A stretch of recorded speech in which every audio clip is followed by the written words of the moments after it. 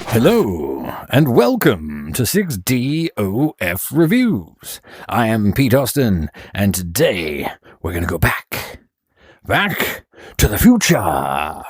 But not playing any licensed Back to the Future game, of course. Today we are going to play Wanderer, the Fragments of Fate. Or at least we're going to try to. This is now my second attempt at doing this video. I've just recovered from the hardest of hard crashes that I've ever had. I'm not sure that Wanderer wants to be filmed today, but let's see how we go. Anyway, Wanderer, Fragments of Fates is a new epic-scale puzzle platform action-adventure game from Kiwi studio Mighty Eyes. It has launched around a week ago from the time that I'm recording this video. We have missed the launch, and this will not be a full review for you, but I felt it was very, very important to talk to you about this game for a number of reasons. Now, I have played it all the way through. I can't review it, but I will give you some very in-depth thoughts based on a full playthrough of this game. Before I go through here, because I know what's going to happen around the corner there, I just want to tell you one thing right off the jump. Wanderer, the Fragments of Fate could be one of the best games in VR. I think it has the potential over time. It is not there yet. It's not ready. The Quest build particularly, it's the only build that I've played, has some serious issues, like some big issues. And I'm going to tell you about that. And in a way, I'm doing this video to warn you of that. But what I don't want that to do is make you think that this game isn't worth keeping an eye on, following its progress, and when it's stable, suddenly, it's going to be great. Oh, did you see me poke that? I didn't even break. Yeah, look at that. Yeah. Now, there are a number of problems with the game. There's also so much going on that is wonderful. So I want to try and balance that in a really quick video. It's not going to be that interesting because I've picked a part at the beginning of the game so I don't spoil anything, because so much of this you just want to experience and I don't want to ruin it. What we are going to do now is show you some of the combat. Now, the combat is weak sauce. Look, I'm trying to do a fist right now, and this is what I've got. And the dude's going to come around from here, and it says fight with your fists, but I can't make a fist. All I can do is poke him. I'm going to poke you. Oh, wait, my left hand's in a fist. Ha-ha! And then I poked him. Oh, I hope you're okay. Boop. Oh, sorry. Boop. There we go. Combat's atrocious. But the good news is, this isn't really a combat game. There's a few adventure sequences, and this right at the start is trying to teach you a little bit about the combat mechanics, but they are not why you buy this game. This game is a puzzler, and it has some of the coolest, hardest, trickiest, cleverest, most rewarding puzzles of any game I've ever played. The way the game works, actually, there's a dude around here that I've got to try and hit with this pole, and then we'll talk about the puzzles. This guy, I hate this. Oh, come on, man, don't hit me. I didn't want to hurt you, buddy. I didn't want to hurt you. Anyway, now I'm half dead. I've got to kill some other dude. I hate the combat in this game. The way the game works, once you get into it, after you kind of navigate through this first part, is you get access to... Oh, I probably need my boffing stick. Here, give me my... Can I borrow yours? Your one looks nice. Here. So you get access to, and this isn't too much of a spoiler, I think everybody knows this, you get access to some sort of time travel, and you hop between different points in history. And the way the puzzles work is they are interlinked. So actions that you perform in one time period can and may affect what happens in others. And that's about as much as I really want to say about that without giving too much away. But it's clever, and it's really great. And, it felt like it was about to crash on me again. And the puzzles are just outstanding. Oh, come on, man. There. All right. Thank God. Okay. So we're through the combat sections for now. That was kind of crappy. And now we're going to do a little bit of, there we go. Now we're going to do a little platformy jump. Chui, chui. And then it's going to tell me a little bit of story. I think. Yeah. Anyway, so there's a story that's going to happen now, so I can talk to you a little bit more. So puzzles are fantastic. They're just the best. They're really, really clever. They really have you scratching your head. One thing that I will say is that it does give you a hint system that you can use. You can turn it on or off. So there were a couple of points during my playthrough where I just was not going to get it. I absolutely had spent 30 minutes trying to get through a particular puzzle. Quite often, the other thing is around where to go next. That's where I got stumped more than the actual puzzles. It was the, oh God, hang on a second, where does it want me to go now? So there is a tip system in there that helps you if you want it, and that's really, really helpful. The story's great. I really enjoyed it. I enjoyed how it meted out and how it changed over time. That was all really, really fantastic. The voice acting's excellent. I'm talking over it now.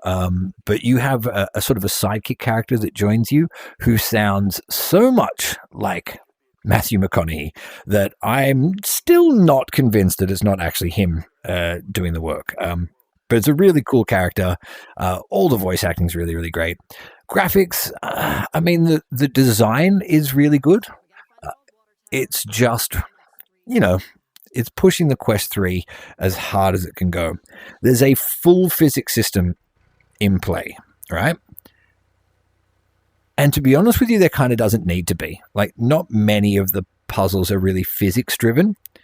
So at a certain point, we're sacrificing some of the other performance that we could be getting just for the sake of saying it's a full physics game. But, what that also does, and with most physics games, even games that are running on high-end PCs, you get these wonky physics interactions sometimes. So at some point, like, your hand will just start going crazy, or an object will clip into another object and suddenly be, like, inside it, and you can't get it out.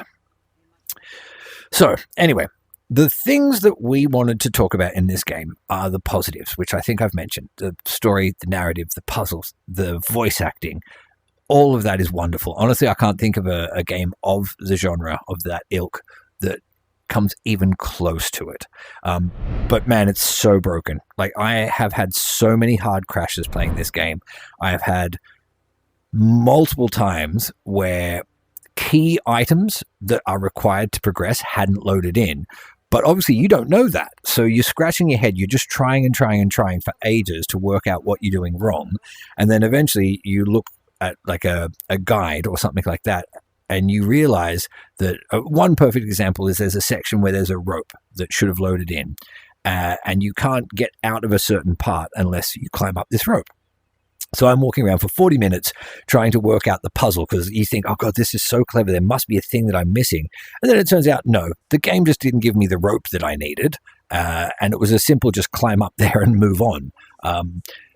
There were minimum 3 other instances like that. And what happens when you get a puzzle game that glitches out like that so severely that you don't know if you're just having a hard time or not is you default to this weird as soon as I was having trouble with something, my first reaction became, oh, this must be another glitch. Like, at first, like, I'm stupid. I get that. I'm not great at puzzle games. At first, I'm sitting here going like, no, man, I must be able to work my way through this problem. By hour 10, 11, 12, when I'd had so many of these glitches occur, I'd get to a new puzzle and it was just a normal puzzle. But if I didn't work it out straight away, my first thought was, no, it's another glitch. Something has gone wrong. It must be impossible. And so I started using the hint system way, way more. And so by the end of it, I'd lost my enjoyment. And it was so sad because, honest to God, like, okay, the combat really, really sucks. And I hope they can patch it out. There's not too much combat. There's a lot of historical weaponry that you can use, but the auto aim is so hyperactive that you may as well not even be there. It's one of these things where I could just kind of like point in this random direction and pull the trigger and it would hit one of them. I wouldn't really choose who it was hitting. It would just hit one of them. The other thing, like when you're in gunplay, I found you shoot them once and they do a recoil animation. And if you're like a machine gun, you're like, I'm going to take this guy down. The first bullet hits they recoil, and all of the other bullets don't really count because they're not registered during the recoil animation. And so it just became this thing where you go like, shoot once, shoot twice, and they're dead. 2 shots kill everybody. Headshots don't do anything. I'm hoping Mighty Eyes can fix that up. I really am. But like I said, the combat is in it. Like there's 1 or 2 sections that are quite combat driven, but not that bad.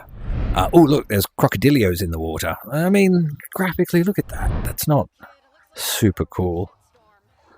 But oh well, they're going to try and eat my flotation bits, and I'm going to smack a crocodile on the nose with a baseball bat. That's what's going to happen.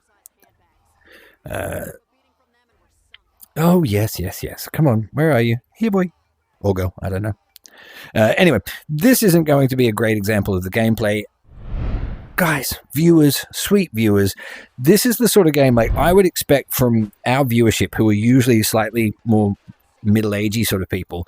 This is the game that you've been waiting for. Like, this honestly could be one of the greats. Hang tight. As new patches come in, we'll try and update you if we think it's fixed it. But where it's at now, like if you do choose to get it, that's on you. Expect a rough ride. That's all I can say. You'll still have plenty to enjoy. Like I said, if the puzzles actually load in and work, they're so super cool.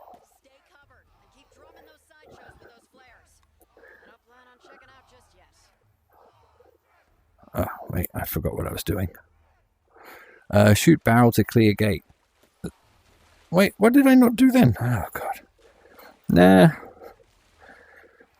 Bad. No. It's my coffee. Yeah, anyway, so I'm going to let these crocodilios sink the ship. I don't think it's really important if I shoot this barrel or not. But I did, because I'm the best.